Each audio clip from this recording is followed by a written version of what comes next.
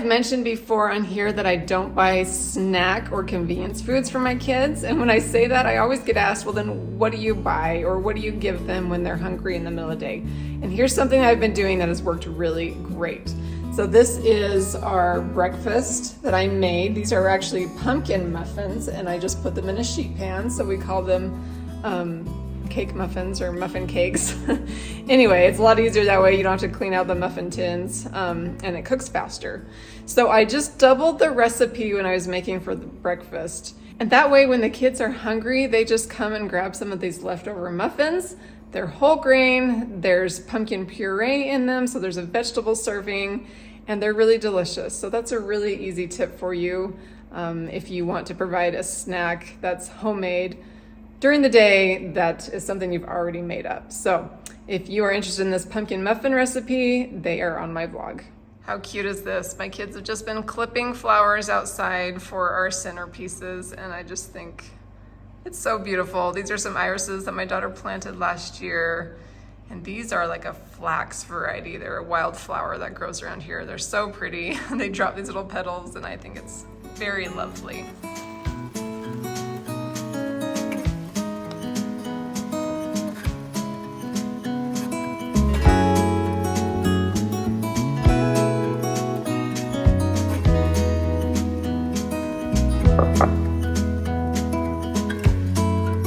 Beautiful wildflowers outside. Oh my goodness. Let's go put those in a jar.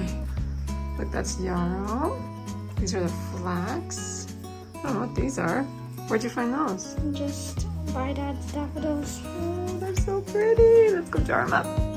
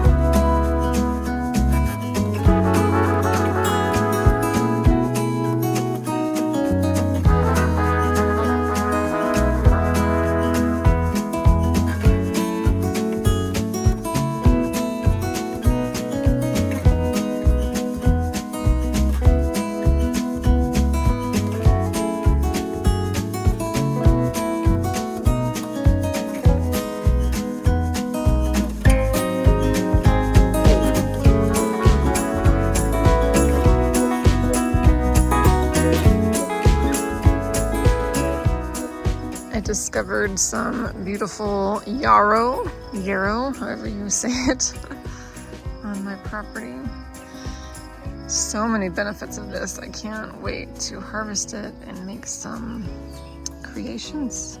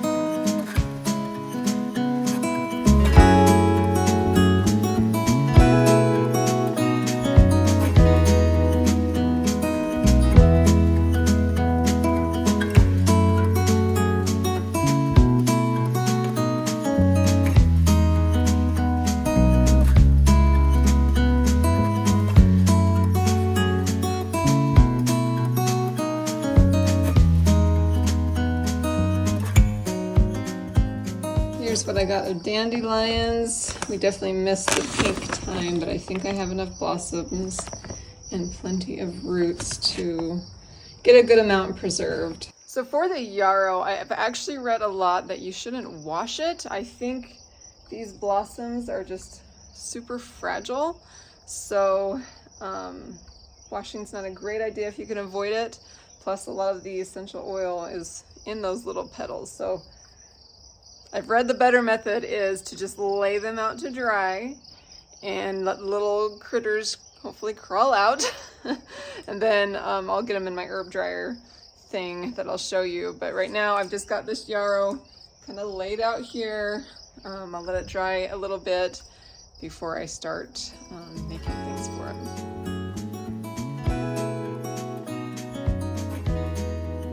So let me chat with you a little bit why I'm after so much yarrow. I've been learning a lot about it in my Herbal Academy classes. If you want to learn more about herbs, you definitely should look up Herbal Academy. I've just been learning so much and loving it. So anyway, I keep hearing about yarrow, and like other maybe herbalists that I follow on Instagram and stuff are talking about it a lot. So I definitely want to have this in my medicine cabinet and just have the benefits of this for my family year round. So I harvested quite a bit.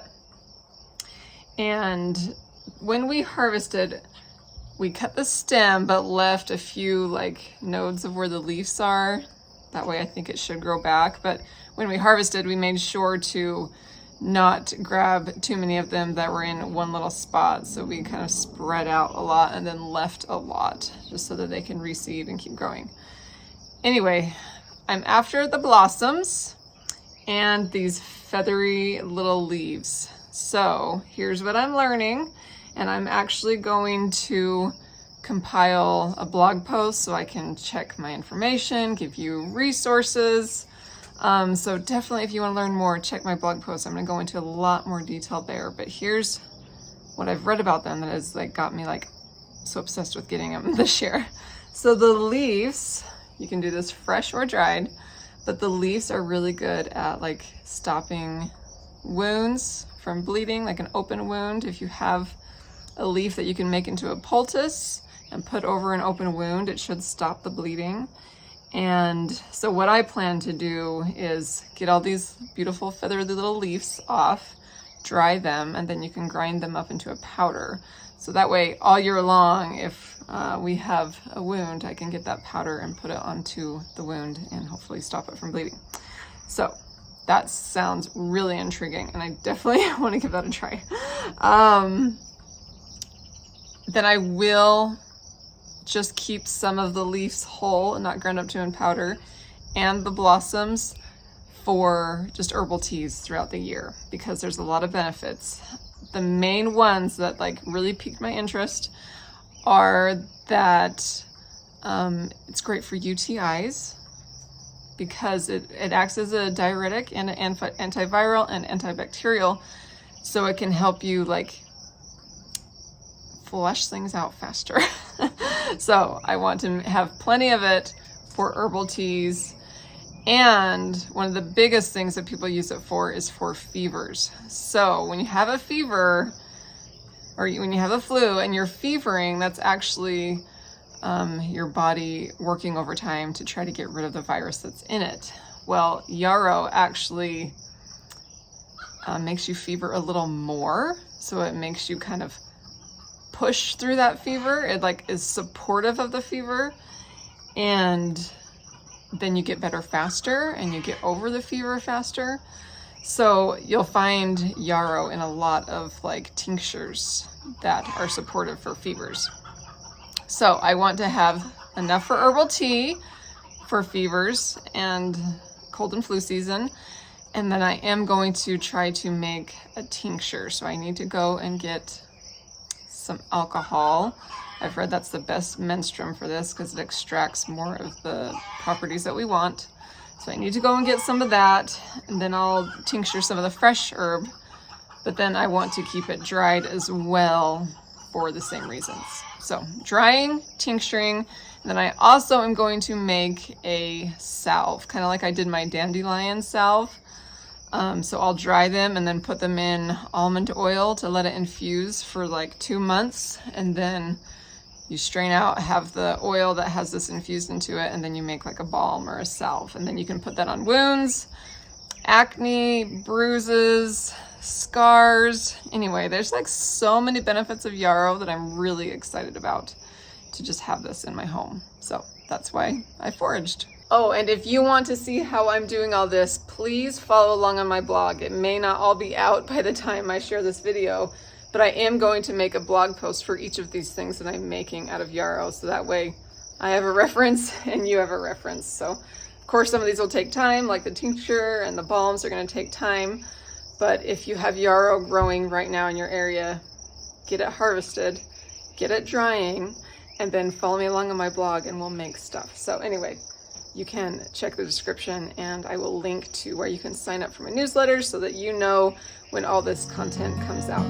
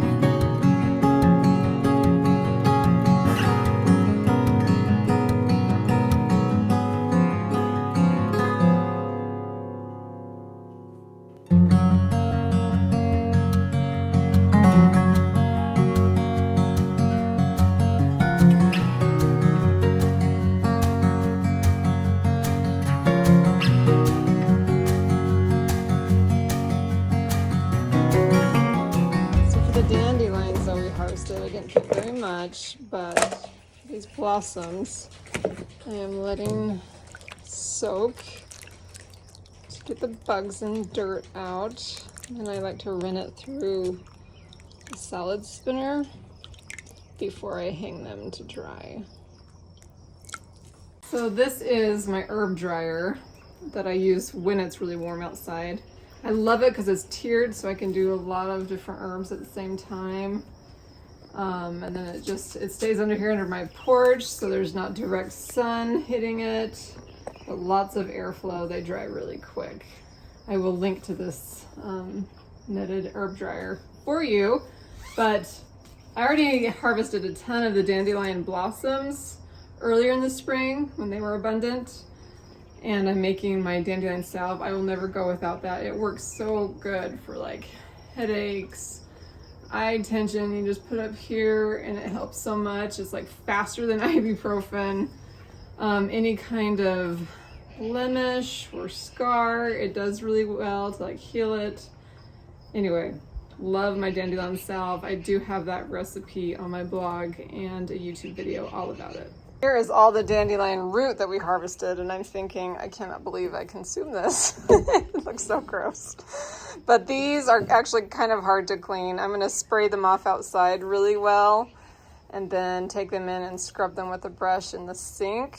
But I am hooked on dandelion root tea. It is so delicious. I just never thought I would like something like this, and it's very cleansing. If you deal with like a lot of puffiness or inflammation, I have found it really helps with that. There's a whole slew of benefits for dandelion root tea, and it's a great coffee alternative. A lot of people think it has a flavor note similar to coffee. So if they're trying to break the caffeine, the dandelion root, when you roast it, makes for a great substitute.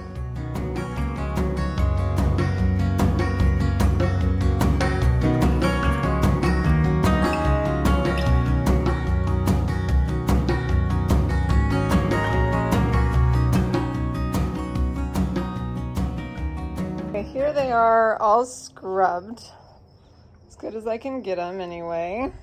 So I'll just put them in this dryer, probably right there. And they actually dry out surprisingly fast. And then I can chop them up, roast them, and then jar them up for whenever I want a cup of tea. How about I wrap up this kind of random summer video for you by doing a little June garden tour. It's almost the end of June. It's actually pretty chilly. Glad I didn't put my sweaters away. But these plants are loving the rain, and they're probably not as far along as maybe yours are. We had a very long winter, so couldn't get stuff planted until kind of late. But let me show you what is growing. So in our garden beds, I have to keep this netting over it, otherwise the chickens will jump up and destroy it. So here's our peppermint. It is doing really well this year, just taking off. I also grabbed a spearmint at the nursery, just kind of a random choice. I cannot, for the last 2 years, get spearmint to grow from seed, so I went ahead and got a plant. And then that one is something I've never tried, a Vicks menthol. I don't even know what I'll use it for, but it sounded intriguing. It smells really good. You're gonna hear a lot of my chickens. They're loud right now. Okay, so right here, I did some bee balm. That's a thyme. I was glad to see that finally come up. And then I have a bunch of sage. I think that's an oregano. I didn't mean to have it come up. I think it's just a seed that got astray. I don't know. Rosemary, some more sage, lots of lemon balm growing and coming back. I love lemon balm so much. More oregano. These, I think, are garlic that my husband just stuffed in here in the fall, and so now I have to deal with it just in random places. But we'll see if it comes up. More random onions or garlics. I'm actually not positive what they are. They are going to seed really fast. So I think they're second-year onions that he stuffed in here to just experiment. And they're just going to seed and not growing a bulb. So I'll probably have to rip these out soon. But we've got cilantro doing really well.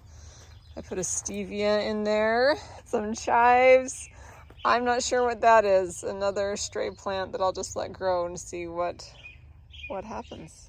So I put some marigolds in with my basil this year. I hear they're just really good for deterring pests. And the pests seem to really like the basil. So I've got all my sweet basils and holy basils. We've already been enjoying lots of sweet tea with our basil.